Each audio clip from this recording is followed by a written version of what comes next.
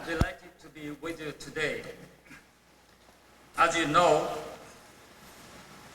we have spent some time reflecting on this past year, and I can tell you it was a critical year in which we have accomplished much. In 1988, NEC Home Electronics truly began to realize its role of globalization. Our technology center in San Jose is in full operation. Our products have been recognized nationally, and more than 50% of them are made totally in the US.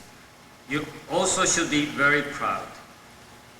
Proud of the talented people you work with, proud of the exciting award-winning products we sell, and proud of the technological leadership that has brought us to where we are today. But most of all, proud of yourself. Because it is you who carries the spirit of excellence that makes us NEC.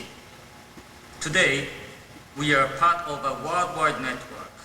We operate at the frontiers of computer and communication technology with products and distribution that reach tens of millions of customers. But we cannot achieve our goal to be the best without a fundamental commitment to excellence from you. Why I'm telling you this now? Certainly not because it is new. Excellence has been our mission from the very start.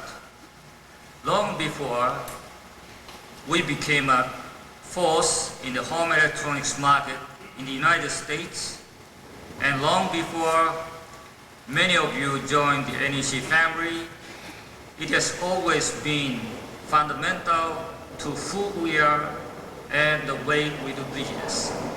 But now it is time to make a commitment to excellence again and to make it in a new and I believe much more meaningful way. We must refocus on excellence because it is a key to everything we must accomplish during this coming year. Simply saying that we want to be the best isn't enough. Each of us must make excellence a personal mission, one that carries over into every job, every assignment, every task we perform. That's what I mean by looking at the spirit of excellence in a new way. And that's why I believe we can give our corporate mission new and deeper importance. What does your commitment to excellence mean? Basically, it can mean only one thing: satisfying our customers. Satisfying them with the best products, the best service, and the best effort that each and every one of us can put forth. If you look at the spirit of excellence symbol on the screen behind me, you will see exactly what I'm talking about.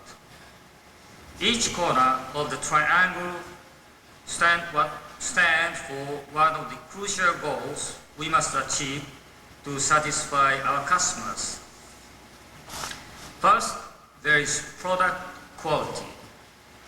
What we sell must consistently perform better than the competition and leave no doubt in the consumer's mind that NEC is a brand of choice.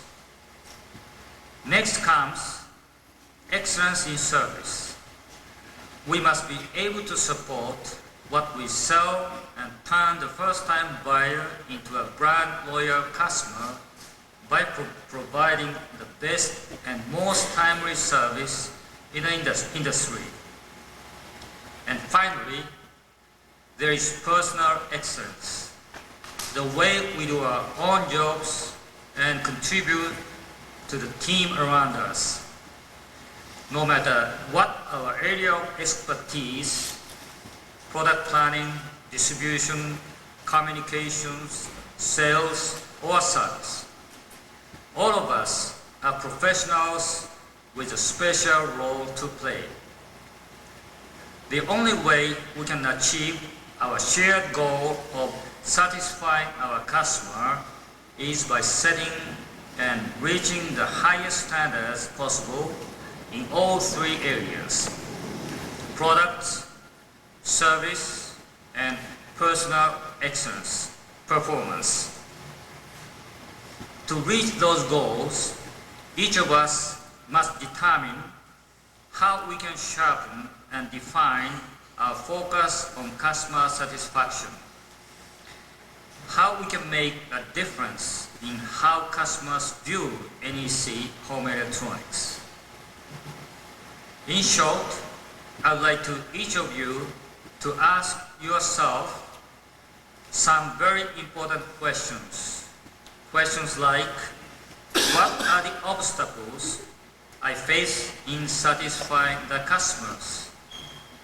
What can I do to overcome these obstacles? The best way to answer these questions is to step back from the big picture and focus on the small group around us. Over the coming months, we need to work in teams to define the range and scope of activities and to pinpoint goals for improving them. To use a team, which has become important lately in manufacturing circles, both in the US and Japan, all of us must aim at zero defect targets in our work. We must also measure our progress against these targets, because that is the only way to make sure that the changes we are making will in fact benefit the customers. To encourage this process, we plan periodically to recognize improved performance. Some of our progress may be small, some will be bigger, but it will clearly mark the road to excellence we want to travel.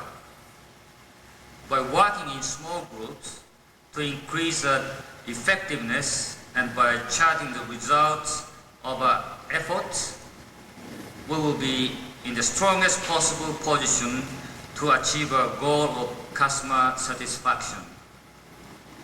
I will end as I began by saying how proud I am to be with you today. I'm convinced that we have in this group the commitment to product quality, service, and personal performance needed to succeed in our mission of excellence. Let me ask that each of you make that mission your own. Thank you.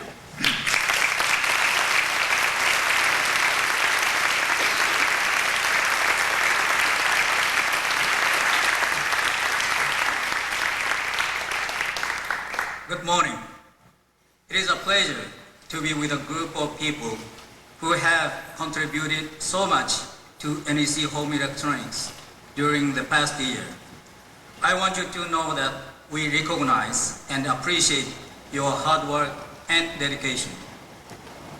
This is an important time of the year in Chicago.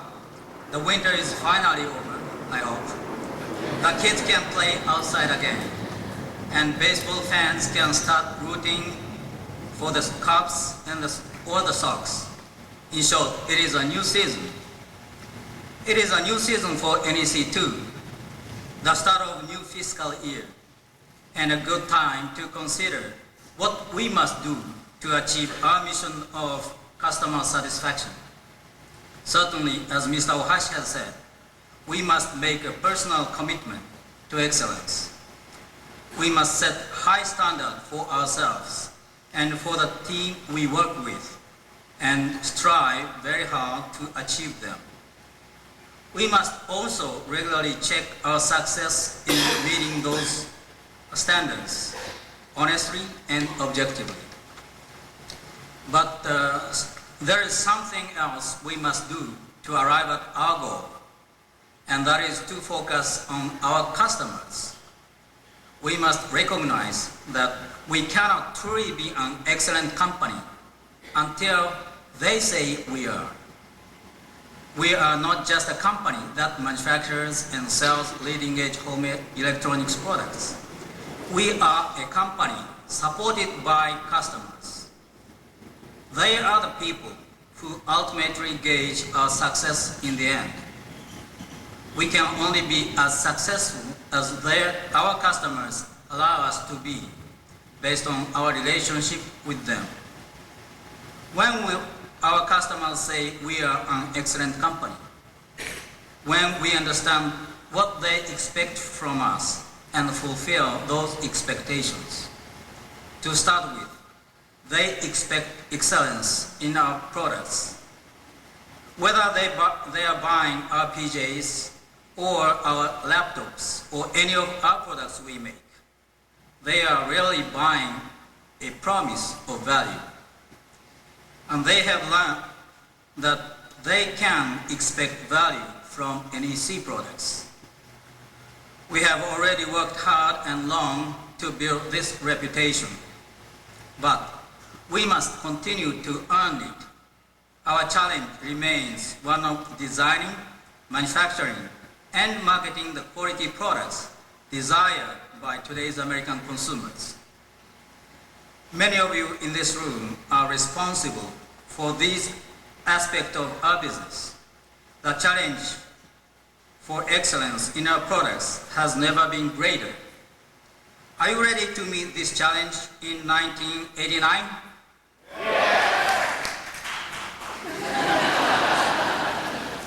What else do our customers expect from us? Service.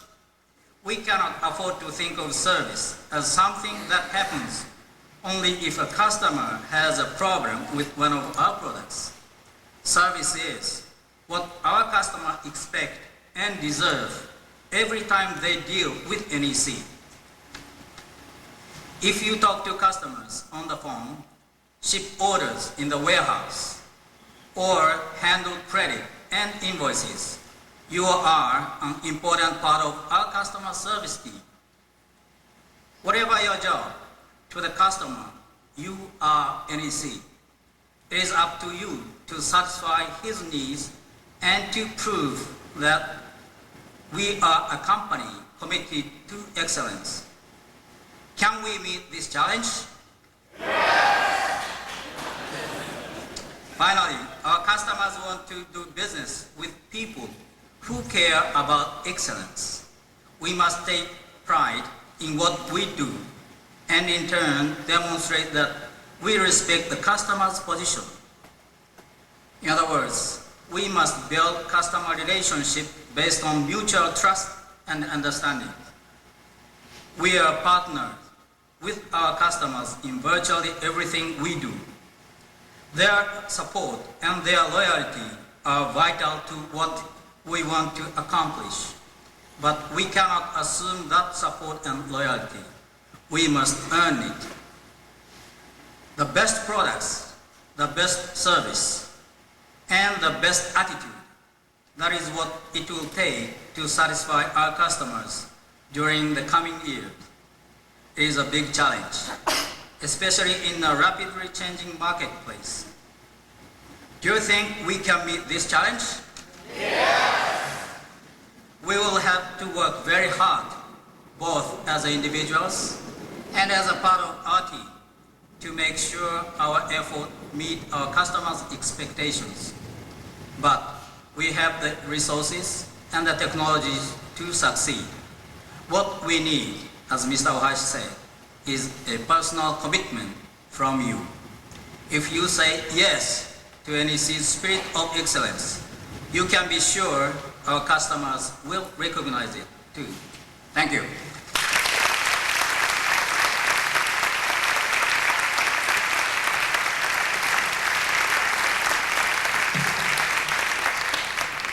Good morning. With all these banners and t-shirts, this place is beginning to look a bit like Wrigley Field. If Harry Carey were here, he'd probably say, "Holy cow, just look at the spirit of NEC. Well, I'm not Harry, but maybe I can leave you with one or two ideas worth thinking about. We've been talking a lot about excellence today. Mr. Ohashi spoke about the need to make it a personal mission. Mr. Sugiyama talked about getting customers to recognize our commitment to excellence. I'd like to take a slightly different tack in talking about customer satisfaction. It's really pretty simple. The idea is that when it comes to satisfying the customer, we're all in the game. It's everybody's job. Let me give you an example. To grow and be successful, we have to deliver the right product at the right time to the right dealer. But that can only happen if the person in the warehouse knows what orders to ship, which can only happen if someone in order service enters the right order. That can only happen, of course, if the system's set up correctly, etc. Although some of us may not think we have anything to do with customers, we all really do, because each and every one of us has a customer.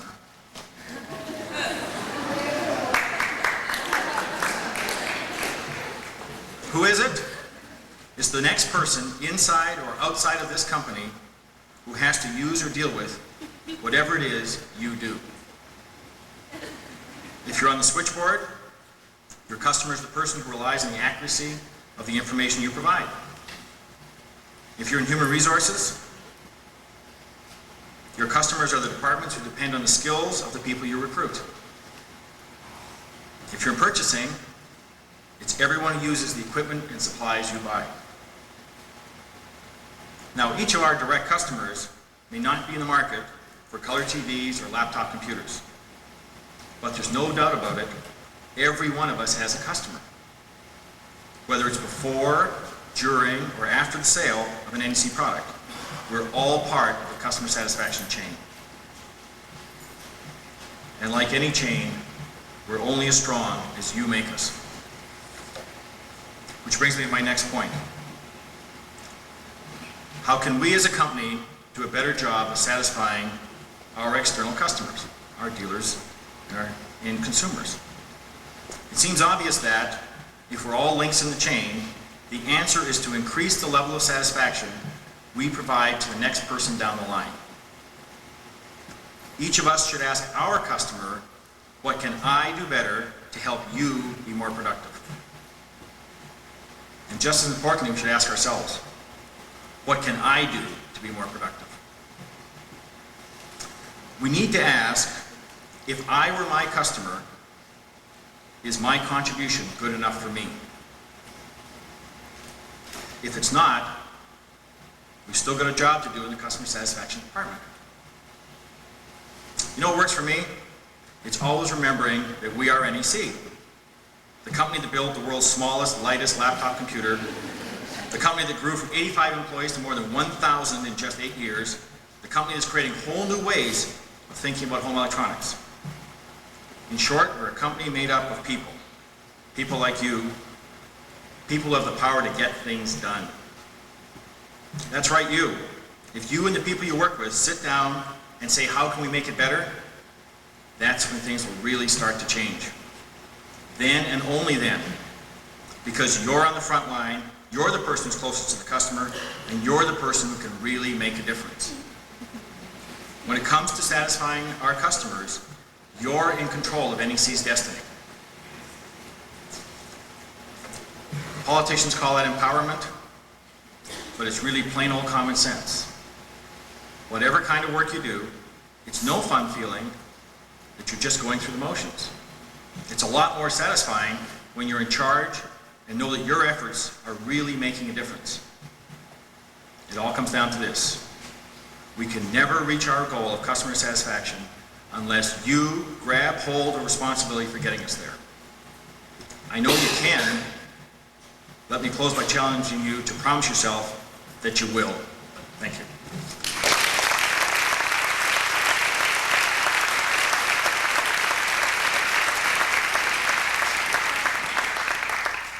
Morning, everybody. It's great to be here this morning once again to be part of the exciting future that we're building here at NEC. Mr. Ohashi has asked each of us to make excellence a personal mission. I can't think of a better challenge for a company like our own that's working at every frontier in building future for the home electronics industry. Too often, we tend to think of achieving our goal of satisfying the customer in terms of concepts, such as resources or products, or that buzzword we hear so often, technology. That way of thinking is useful, but it's also dangerous. Dangerous because it can make us forget that people, not programs, make the real difference. In the end, it's up to the individuals, you, me, and everyone in this room, to shoulder the responsibilities for succeeding in NEC's drive to be the very best. Now, I'm sure each of us has his or her own definition of personal excellence, and that's as it should be. Now, I'd like to share my own, not because I think it's the only one, but because it may help crystallize your own thinking. To begin with, I think personal excellence means setting and achieving the very highest of standards. Just as there can be no World Series victory without great ball playing, no Oscar-winning movies without great acting, so there can be no hope of achieving NEC's vision of excellence without a commitment by each and every one of us to become the very best at what we do. Of course, setting high standards doesn't mean asking the impossible of you. We can't always assume that everyone will work at the same level or with the same knowledge or experience, or for that matter, talent. But we must respect their abilities in the areas where they can make a strong contribution, and we must find ways to help them improve where they can do better. In short, we must lead, not by criticizing, but by example. That's the meaning of true leadership. However, there's more to personal excellence than just setting high standards for ourselves. People who are outstanding at what they do know something others don't. They know they too can make a difference. They understand that, important as they are, products, programs, and technology, they're only the tools we have to build our future with. Ultimately, it comes down to dedication, to desire, and to us. Let me give you a couple examples of the kinds of individuals I'm talking about.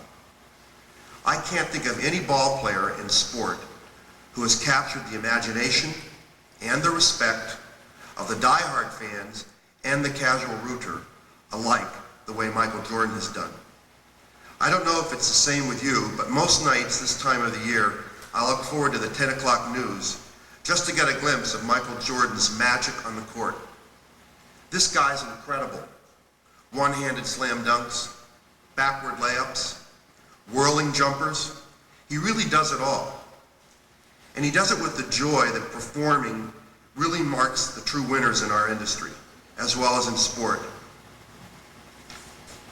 But it's an interesting thing about Michael, and I think it says a lot about the kind of individuals who really make a difference in their organizations that they're part of. As much as he scores, and he's one of the top 1 or 2 shooters in the league right now, Michael still excels on both ends of the court, both in offense and in defense, really in all phases of the game. When the highlight tapes are over and the statistics are added up this season, Michael Jordan will probably be at the top in virtually every category, even the less glamorous ones: assists, rebounds, block shots, you name it, he'll be there. In other words, he's the complete player, one who prides himself on excelling at everything he does, even the fundamental things. That's determination, and that's drive to do ordinary things extraordinarily well. That's something I think we can all learn from Michael. Not many of us can pack the stadium night after night, however, but all of us are professionals with a role to play in shaping NEC's future. We can make a big difference here and in the future, but only if we work together with the conviction that what we do is vitally important and with the determination to be the very best in every phase of our job. Professional athletes aren't the only people who can make a difference in their industry. Occasionally we find people in our own industry who have a profound impact on the course of events. Take the case of Steve Jobs, the visionary founder of Apple Computer. The jury's still out on Mr. Jobs, especially after his unceremonious leave or departure from Apple and his more recent efforts building a new company called Next Inc. into a major force in the personal computing industry. But one thing I know is certain. Steve Jobs had a powerful vision of what a personal computer should be, and the course he risked was just about everything he had to make that vision a reality. Most of you know the story. Jobs started building computers in the early 1970s in a garage in Silicon Valley. But over the next 10 years, he built Apple Computer into one of the largest and most successful technological companies in the world. Along the way, there were a lot of successes and an occasional disappointment. Both were the result of Jobs' unshakable conviction that computers should adapt to the way people operate rather than the other way around. That should tell you something else important about people who make a difference. They have a vision of the way things could be and should be, and they're not afraid to take very major risks to make that vision come true. I think that's tremendously important for all of us to remember in our work. On a day-to-day basis, there may not always be opportunities to change the course of our industry, or even our company. More often than not, however, there are opportunities to look at what we do in a new light and make a bigger, more meaningful contribution to our ultimate goal of satisfying the customer. All it really takes is the willingness to search for promising solutions rather than potential problems. To see these opportunities as opportunities rather than obstacles. In short, we need to capture the capacity to imagine and dream, and to have the courage to make what we imagine and dream come true right here at NEC. Believe me, you too can make a difference. And what I encourage you to do today and for the rest of your future here is to do that very best you can at everything you do and to make a difference. Thank you very, very much.